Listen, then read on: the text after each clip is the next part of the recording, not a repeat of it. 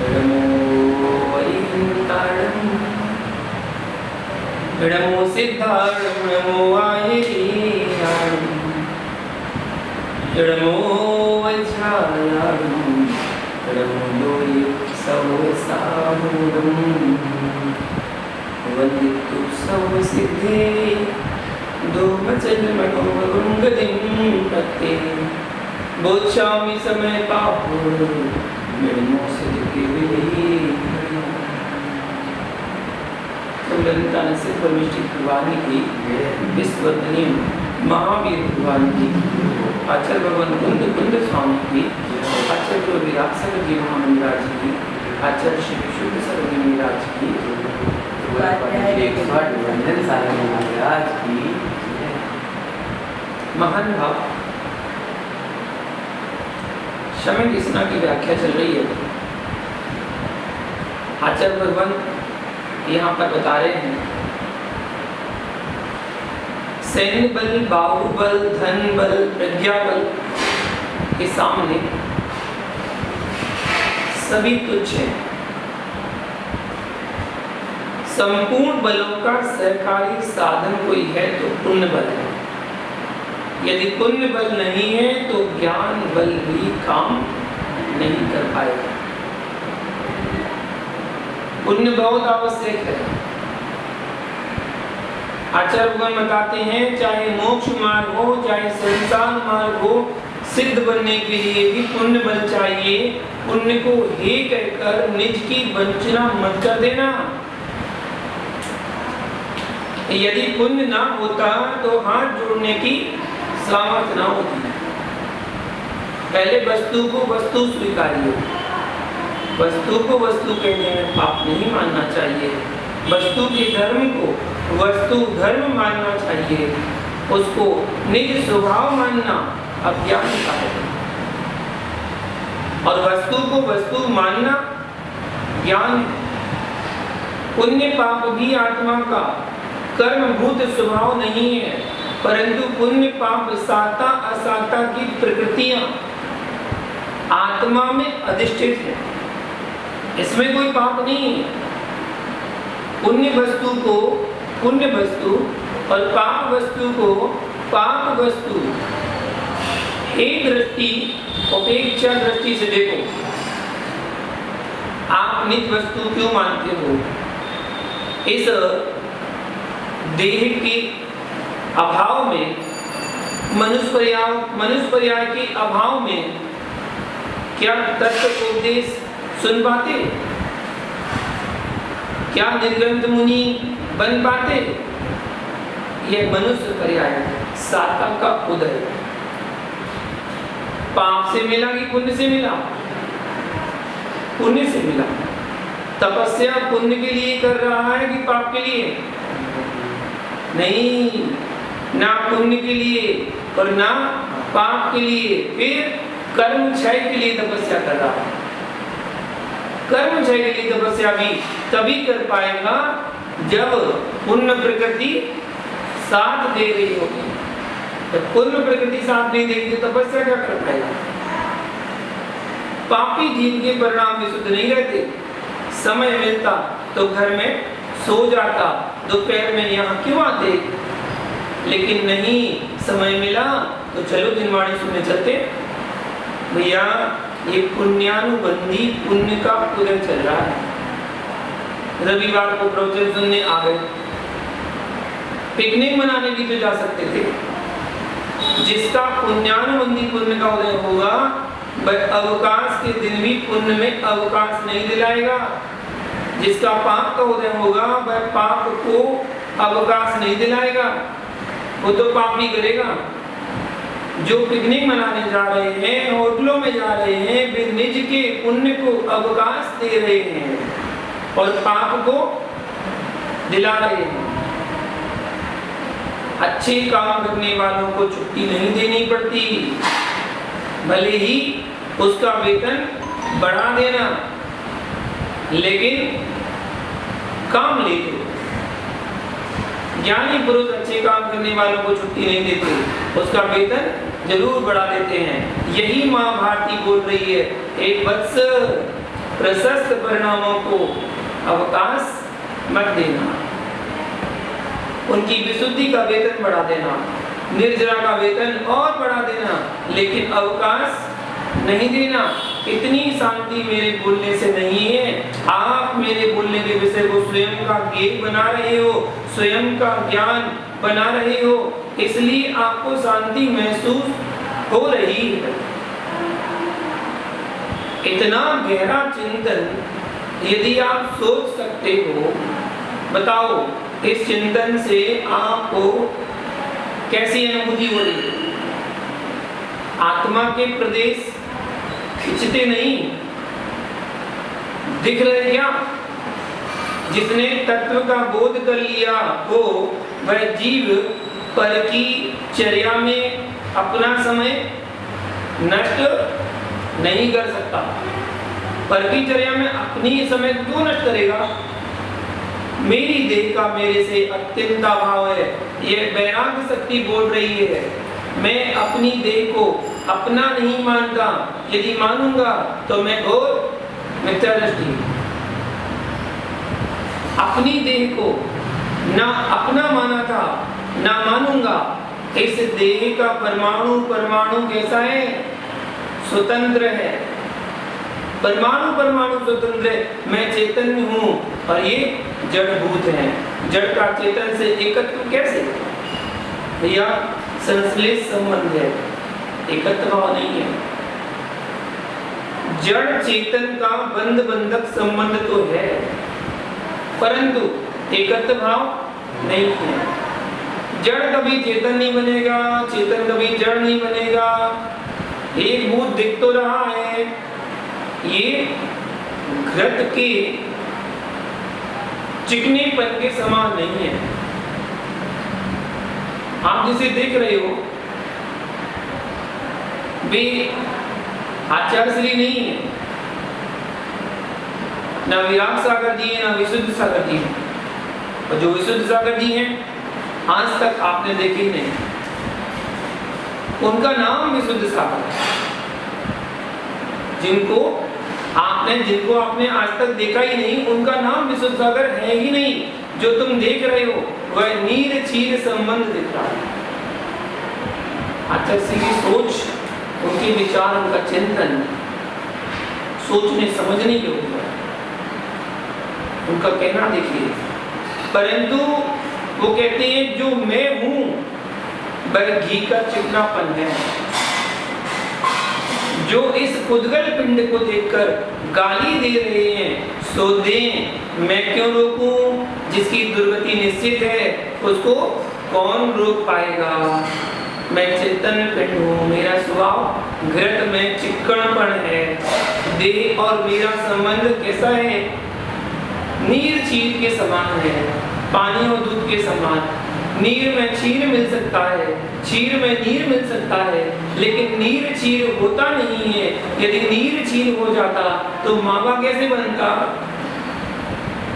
मावा कैसे बनता है? नीर उड़ जाता है, क्षीर क्षीर बचता है, तब मावा बनता है। नीर नीर है और क्षीर क्षीर है। जब दूध को तपाओगे तो वह पाउडर तो हो जाएगा, लेकिन वाष्पित नहीं हो पाएगा। इतना ही दूध को तपा लो, वो वाष्पित नहीं हो पाएगा। नीर को तपाओगे तो वह वाष्पित हो जाएगा, भाप बन जाएगा, लेकिन पाउडर नहीं बनेगा। नीर से क्षीर को पृथक किया जा सकता है, परंतु घृत से चिकनपने को पृथक नहीं किया जा सकता। घी घी है, घी से चिकनाहट अलग करो तो अगर चिकनाहट अलग करो तो कर ही नहीं जा सकती है। अगर आपसे कहा जाए कि भैया शक्कर में से मिठास अलग कर दो, शुगर की बीमारी है, शक्कर तो खाना है लेकिन उसमें से मिठास अलग कर दो, तो क्या मिठास अलग हो सकती है? शक्कर में से, चीनी में से मिठास कभी अलग नहीं हो सकती है, क्योंकि मिठास गुण है।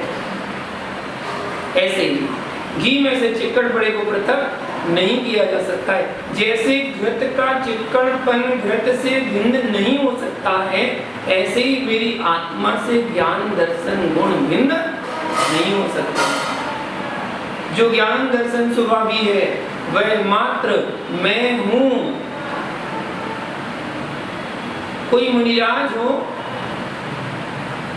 वो मिश्र धारा का नाम है। जैसे मेरा नाम विभंजन सागर, तो मिश्र धारा का नाम है, मेरा नाम नहीं है। जिसका मेरे से कोई संबंध नहीं है और मेरा जिससे संबंध नहीं है, उसको देखकर तुम रो रहे हो, यह पागलपन है।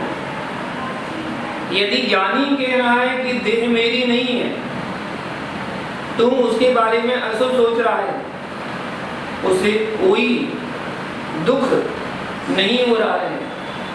वह सोचता है जिसे मैं छोड़ने वाला हूं, उसे ही तुम कोस रहा है, पर तुझे तू कहां देख रहा है। समझो, मुझे विश्वास है विश्व में ऐसा कोई भव्य जीव नहीं होगा जो रत्नत्रयधारी आत्मा को नमस्कार न करता हो। विश्व में ऐसा कोई भव्य जीव नहीं होगा। कैसे? जिस समय आप भव्य जीव हो तो नमोकार मंत्र तो बोलोगे, और नमोकार मंत्र बोलते ही आपने बोला नमो लोए सव साहुरम, बस इतना बोला। और यदि नहीं करता है तो वह समझती नहीं। जो एक दूसरे साधु को नमोस्तु प्रति नमोस्तु नहीं करते हैं, उनका कहना है कि हम उत्कृष्ट संयमकारी को नमस्कार करते हैं। तो भैया नमोकार मंत्र में आपने नमो लोए सब सावड़म जैसे ही बोला, उस समय ही आपने लोक के समस्त साधुओं को नमस्कार कर लिया। चाहे वो भरत क्षेत्र में हो, चाहे वो ऐरावत क्षेत्र में हो, और चाहे वो विदेह क्षेत्र में हो, आपने लोक के सब साधुओं को नमस्कार कर लिया। किया तो सम्यक दृष्टि हो, और नहीं किया तो सम्यक दृष्टि ही नहीं हो। लोक में जो निर्ग्रंथ योगीश्वर हैं, जिनकी आत्मा रत्नत्रय धर्म से मंडित है, उनकी वंदना तो सारा जगत करता है। भैया तू रत्नत्रय से मंडित आत्मा की वंदना कर रहा है, तो उन्हीं आत्माओं में से एक मेरी भी आत्मा है, तो उसे भी नमस्कार करता है। जब नमस्कार कर ही रहा है तो नमस्कार के फल को और भोग ले। ये वस्तु स्वरूप प्रत्येक निर्ग्रंथ के कानों तक पढ़ना चाहिए। हे मुनिराज, आप कहाँ भूले हो? देह के वस्त्र उतार लेना ही निर्ग्रंथ होता तो बंदर भालू सभी निर्ग्रंथ हो जाते। सभी कपड़े उतारने मात्र से अगर निर्ग्रंथ होते तो जितने भी जानवर हैं वो सारे के सारे निर्ग्रंथ हो जाते। बंदर भालू ना तो अंबर पहने ही नहीं है, परंतु जब तक कामना वासना का दमन नहीं है तब तक निर्ग्रंथ संज्ञा नहीं है। सम्यक दृष्टि के ज्ञान और वैराग्य शक्ति होती है। इस तत्व को सुनने वाला कुछ करने लायक नहीं बचा। जिसको कुछ करना हो तो वह तत्व को गाली देगा ही होगा, गाली देगा ही देगा।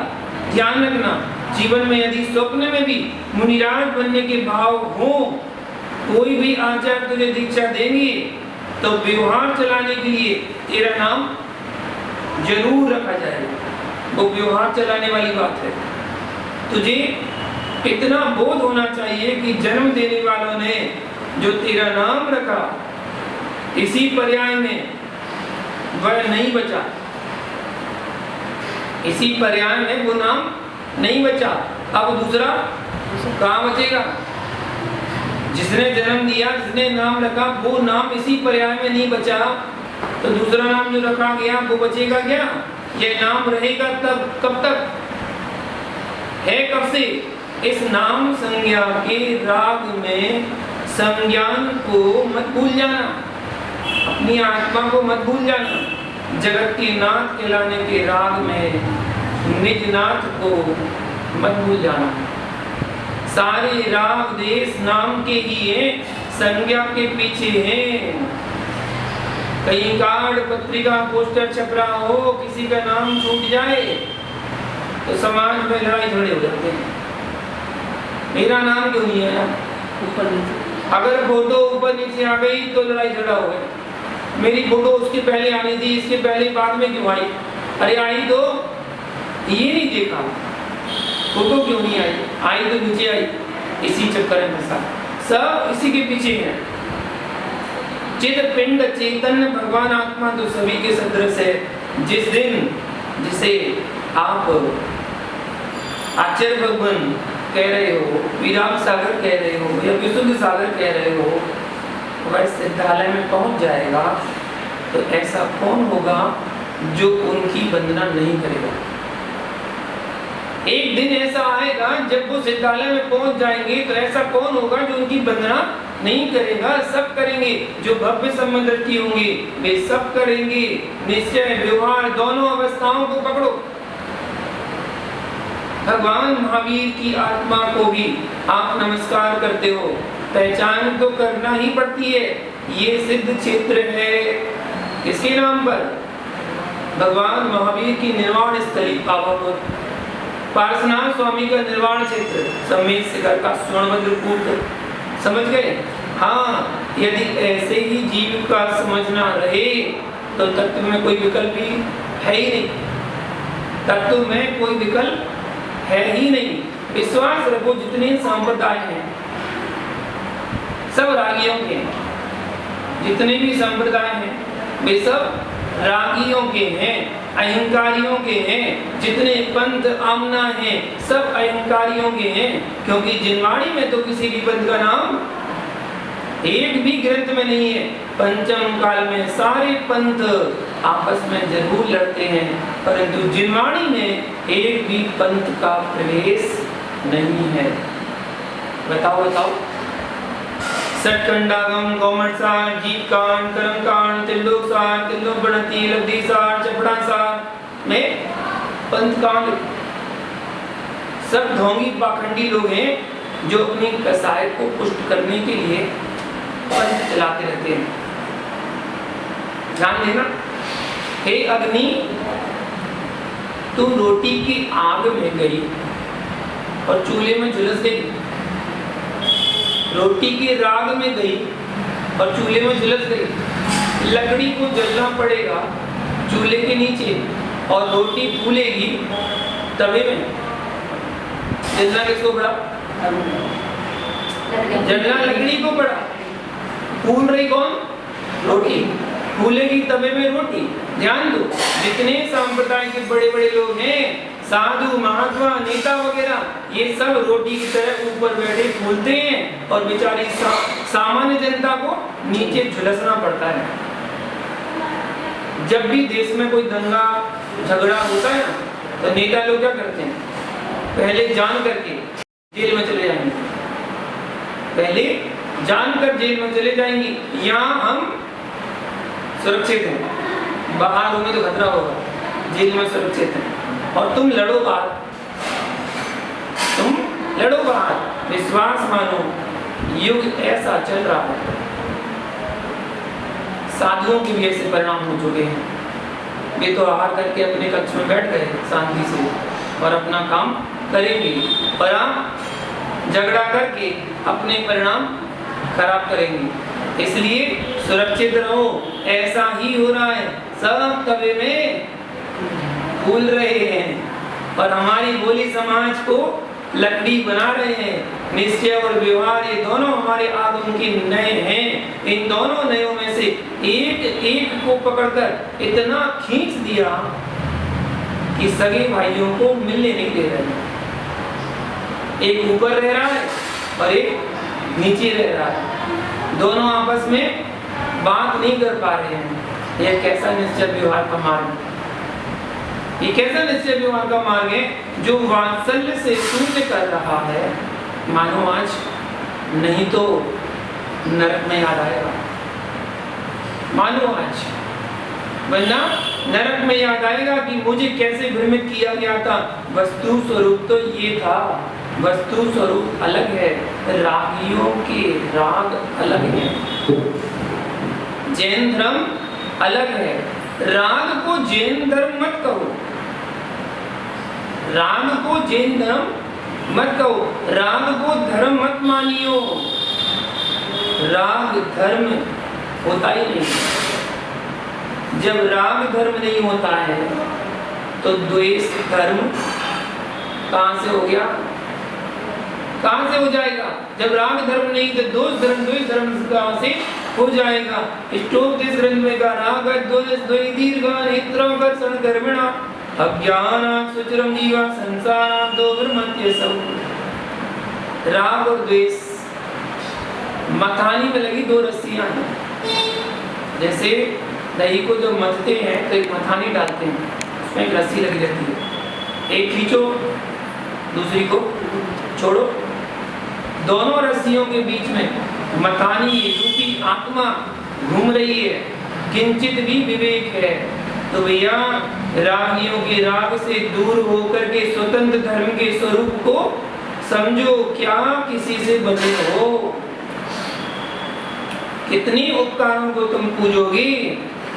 आप यहाँ चरण पादुका पहन कर आए कि नहीं आए? घर से यहाँ पर आए तो चरण पादुका पहन के आए कि नहीं आए? आए। उसने आपकी कांटों से रक्षा की कि नहीं? रक्षा की। क्या उसकी अष्टद्रव्य से पूजन शुरू कर दोगे? उपकार किया तुम पर, कांटों से रक्षा की, कंकड़ से रक्षा की, कांच से रक्षा की, तो क्या उसकी अष्टद्रव्य से पूजन शुरू कर दोगे? उपकारी तो हो सकते हैं, परंतु हर उपकारी पूज्य नहीं हो सकता है। मैं आपके बीच जितना रागी बनकर नहीं रहा उतना बैरागी बनकर रहा हूँ। रागी बनकर तो मात्र कितने वर्ष, जब तक ग्रस्त जीवन बिताए उतने वर्ष, मात्र 22 वर्ष, और बैरागी बनकर बढ़ते जा रहे हैं। अभी 19 वर्ष होने वाले।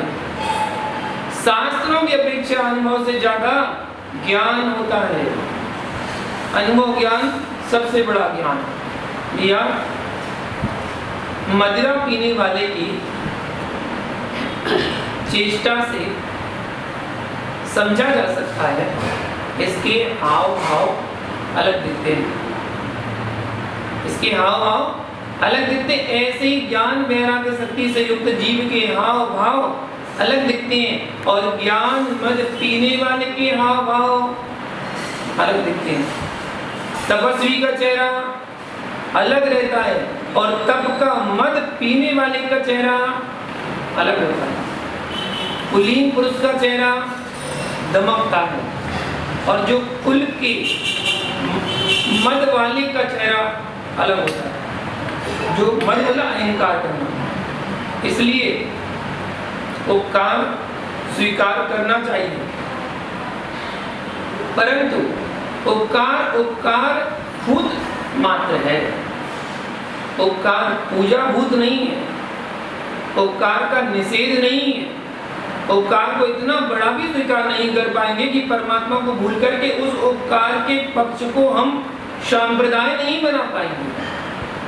आप सुन रहे थे कि एक द्रव्य का दूसरे द्रव्य में अत्यंता भाव है, ऐसा सुनकर के आपको आनंद आया। तो कहने वाला वैरागी होना चाहिए था कि रागी, कहने वाला वैरागी होना चाहिए था कि रागी। वैरागी तूने गड़बड़ कर लिया, जिससे तूने वैराग सुना था उसी से राग करके बैठ जाना। जिससे तूने वैराग सुना था उसी से राग करके बैठ गया। मेरे मुख से तत्व तो सुनना, परंतु मेरे चरण में राग करके किसी से द्वेष मत करना। निर्बंध होने के लिए सुना था, मैं उससे शरीर से नहीं मानसिकता से बन गया हूं। जहां किंचित भी बना होगा वहां पर राग तो नियम से आएगा।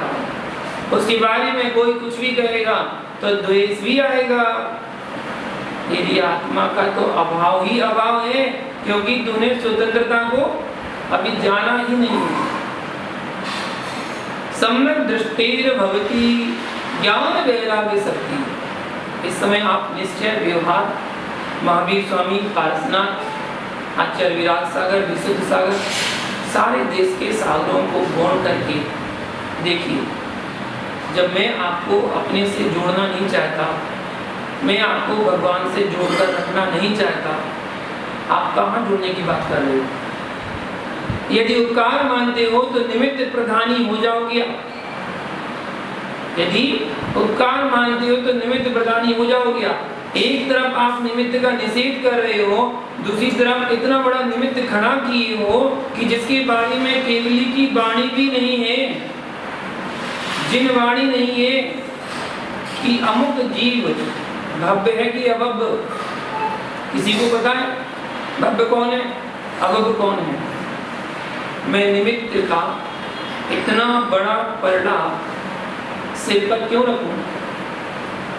कुंद कुंद आदि आचार्यों ने जो लिखा था वह आपने मुझे बताया नहीं, यहाँ तक तो ठीक है, परंतु जितना सम्यक है उतना ही सम्यक है जितना तुम्हारा निजी चिंतन है वह मुझे स्वीकार नहीं है। ये तपस्वी लोग हैं, कब किसकी भावना अपने प्रति कैसी हो जाए, इसलिए अपन निमित्त नहीं बनना चाहते। जिस दिन सत्य झलकने लग जाएगा उस दिन तू पक्ष से शून्य हो जाएगा, और जब तक तुझे सत्य दिखाई नहीं दे रहा है तब तक तुझे तीर्थंकर भी पक्ष से शून्य नहीं कर पाएंगे। जो पक्ष से अतिक्रांत हो जाता है वही स्वरूप में गुप्त हो पाता है। जब तक पक्ष से अतिक्रांत नहीं होता है तब तक स्वरूप में गुप्त नहीं हो पाता है। जो पक्ष से अतिक्रांत हो चुका है वही निज स्वरूप में गुप्त होता है। वही शांत चिद रूप चैतन्य ध्रुव धाम आत्म अमृत का पान करता है। जब तक आपको पर में सत्य दिखता रहेगा तब तक आप सत्य से अपरिचित हैं, स्वयं की प्रज्ञा का उपयोग नहीं हो रहा है, पर प्रज्ञा से बंध चुके हैं। यह बंधन आज का नहीं अनादि का है। जब तक निज की प्रज्ञा को पर की प्रज्ञा से निर्बंध नहीं बना पाओगे तब तक कर्म से निर्बंध नहीं हो पाओगे। जिससे एक बार बंध जाता फिर छूट नहीं पाता। आज मैं तेरे से कहूं तू पत्नी को छोड़ दे तो तू हजार बहाने बनाएगा। मुनिराज जिसने साथ दिया है उसे मैं सत्य को देख रहा हूँ, मैं कहूँगा सब पागलपन है, तू अंधकार में है इसलिए ऐसा बोल रहा है। जिस दिन तुम्हें सत्य समझ में आ जाएगा उस दिन तू भी कहेगा कण कण स्वतंत्र है, कहीं ना कहीं बंधा है। आप भी बंधे हो, स्वभाव से नहीं बंधे, विभाव से बंधे हो। बंधे ना होते तो कपड़े पहने क्यों? स्वभाव यही बोलेगा। कर्म कर्म में है पर आत्मा आत्मा में। लेकिन फिर भी ज्ञानी शाम को भोजन करेगा क्या? शाम को भोजन करेगा, हाँ, शरीर को चलाने के लिए। जब तक शरीर चलाना है तब तक आप सहज स्वीकार कर लो। तीव्र राग तो नहीं है परंतु राग तो है। श्रद्धा में यही रखना कि इस बंध को भी छोड़ना पड़ेगा। दिन में 3 बार भगवान के दर्शन करने जाता हूँ, पूर्ण दृढ़ श्रद्धा है, मैं इनकी वंदना ही करने जाता हूँ, परंतु मेरे बंध में ही छुड़ाऊंगा।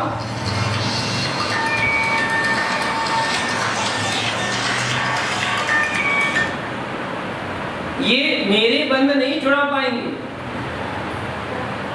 भगवान में कोई ताकत नहीं बची, मैं गिर पड़ा तो भी वे उठा नहीं पाएंगे, वे भगवान उठा नहीं पाएंगे। तू तो उठा भी देगा, भगवान उठा भी नहीं पाएंगे। परंतु तुझे नमस्कार फिर भी नहीं करूंगा क्योंकि तू राग से बंधा है। वे वितरागी बंधनी है, उपकारी है। इसने अपने धर्म का पालन किया है, मेरा क्या किया? यदि कोई आपको तत्वोपदेश देकर चला गया तो तुम्हारा क्या किया? उसका कर्तव्य था कि वस्तु स्वरूप की निरूपणा करना। गुरु की जय में रोज बोलता हूँ, लेकिन यह ध्रुव सत्य है, मैं किंचित भी उनको अपनी आत्मा का स्वभाव स्वीकार नहीं करता। उन्होंने मुझे दीक्षा दी है पहले भाग से सत्खंडागम तक। आचार्य श्री ने बहुत ज्ञान, बहुत शिक्षा दी, बहुत पढ़ाया, तो हर शिष्य उनका उपकार मानता है। उनने अपना कर्तव्य किया है। मेरी योग्यता ना होती तो वे क्या कर पाते? यह भी मानता हूँ वे ना होते तो मेरी योग्यता प्रकट कैसे होती? इसलिए निमित्त नैमित्तिक संबंध तो है, परंतु मेरी ध्रुव आत्मा का कोई संबंध नहीं है। निमित्त नैमित्तिक संबंध उतना ही है जितना है, तदाम्य संबंध नहीं है, तादात्म्य संबंध नहीं है, श्रद्धा श्रद्धेय संबंध है। ना मैं अपने गुरु को माँ कहता हूँ और ना पिता कहता हूँ। मैं कभी नहीं बोलता हूँ, मैं तो मात्र उनको गुरु मानता हूँ। राग की पुष्टि में नहीं कर सकता। गुरु श्रद्धा का है, मैं जहाँ बैठा हूँ वहीं से नमस्ते। जब कुंद कुंद स्वामी का नमस्कार सीमंदर स्वामी तक पहुँच सकता है, तो क्या हमारा नमस्कार आचार्य विराट सागर तक नहीं पहुँचेगा? सरकार जैन शासन में पंचम काल में, हुंडा अवस्मरणीय काल में तस्वीर, फोटो, चित्र आदि की पूजा करने की आगम में कोई आज्ञा नहीं है। ये फोटो को मात्र प्रतीक मानना, लेकिन इनकी आरती उतारना मिथ्यात्व है, इनको अर्घ्य चढ़ाना मिथ्यात्व है। कैसे लोग हैं आगम को पढ़कर भी मिथ्यात्व बढ़ा रहे हैं। फोटो की आरती उतारना, फोटो को अर्घ्य चढ़ाना मिथ्यात्व है। यदि फोटो ही पूज्य हो गए तो फिर पंच कल्याण प्रतिष्ठा की क्या हो सकता है? हर घर में फोटो लगा लो, 24 तीर्थंकर की प्रतिमा के पंच कल्याण करके उनका अवलंबन लो, लेकिन तस्वीरों का अवलंबन नहीं लेना। दिगंबर जैन आमना में बिना प्रतिष्ठा के प्रतिमा की भी पूजा नहीं होती है। जब प्रतिमा की पूजा नहीं होती तो कागजों की तो प्रतिष्ठा ही नहीं होती। पंचम काल, हुंडा अवसर बड़ी काल चल रहा है। इस काल में किसी फोटो, चित्र, पत्थर की पूजा नहीं होती, बिना प्रतिष्ठा के प्रतिमा पूज्य नहीं होती। ऐसा वसुनंदी श्रावकाचार्य में आया है। तदाकार ही पूज्य है, अतदाकार पूज्य नहीं है। फोटो है, हमारे भगवान का चित्र है, अनादर के लिए नहीं है, सम्मानीय है, लेकिन पूज्य तो हमारी प्रतिमा ही है। नहीं तो फिर परंपरा बिगड़ जाएगी, मंदिर जाना बंद हो जाएगा।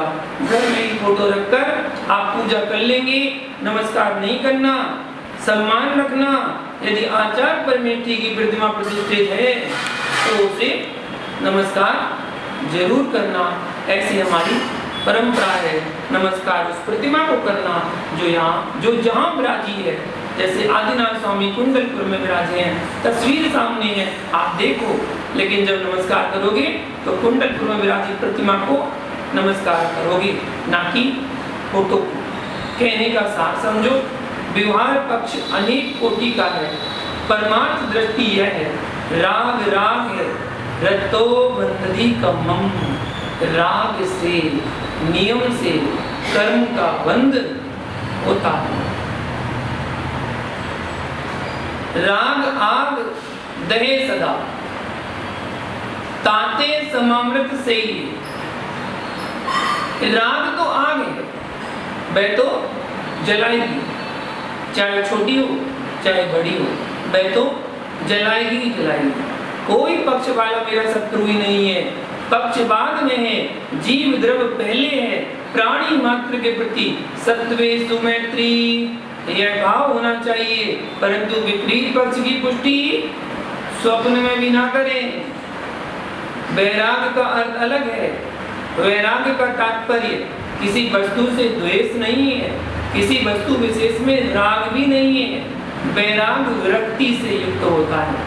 वैरागी परमेष्टि का उपकार तो स्वीकार करता है, परंतु वैरागी परमेष्टि को निज स्वभाव स्वीकार नहीं करता है। मुनिराज की पूजन करते समय जो मुनिराज में रत्नत्रय गुण है, उन गुणों की पूजा है। वे गुण मेरी आत्मा में प्रकट हो, ऐसे भाव आना चाहिए। और ऐसे ही अरहंत की पूजा में बंदे तद्गुण लब्धे, हे प्रभु आप जैसे गुण मुझे भी प्राप्त हो, इसलिए मैं पूजा कर रहा हूँ। भगवान आचार्य, उपाध्याय, साधु सभी को इच्छामी बोल सकते हैं। सुनना, क्या बोल सकते हैं? इच्छामी बोल सकते हैं, चाहे वो भगवान हो, चाहे आचार्य, उपाध्याय, साधु हो। कैसे?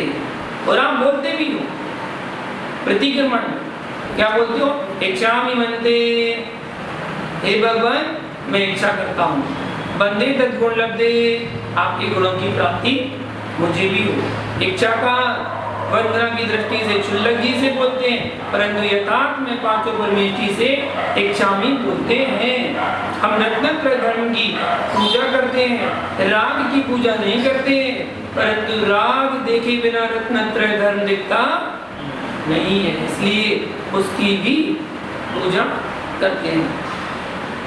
सम्यक दृष्टि भवति नियतम ज्ञान वैराग्य शक्ति स्ववस्तुत्व कलयितुमेव स्वानिरूपाति मुक्त्या यस्मात् ज्ञात्वा व्यतिकर्मदं तत्वता स्वपरं च स्वस्मिन्नास्ति विरमति परार्थ सर्वतो राग योगा। आचार्य रमणचंद्र स्वामी सम्यक दृष्टि के भावों की प्रवृत्ति के विषय में कहते हैं कि उसको नियम से ज्ञान और वैराग्य की शक्ति होती है। सम्यक दृष्टि अपने वस्तुपने के यथार्थ स्वरूप को ग्रहण करने और पर के स्वरूप का त्याग करने का अभ्यास करता है। वस्तु मेरा है और यह पर द्रव्य का है, ऐसा परमार्थ जानकर स्वरूप को ग्रहण करता है और पर द्रव्य से सभी प्रकार के राग का त्याग करता है। यह ज्ञान वैराग्य शक्ति के बिना नहीं हो सकता है। जगत की वस्तु से राग द्वेष वैराग्य नहीं है, राग द्वेष को छोड़ना ही वैराग्य कहा जाता है। से इस विषय आगे कल देखेंगे। आज की इतना ही। जय गुरु पारसनाथ भगवान की जय।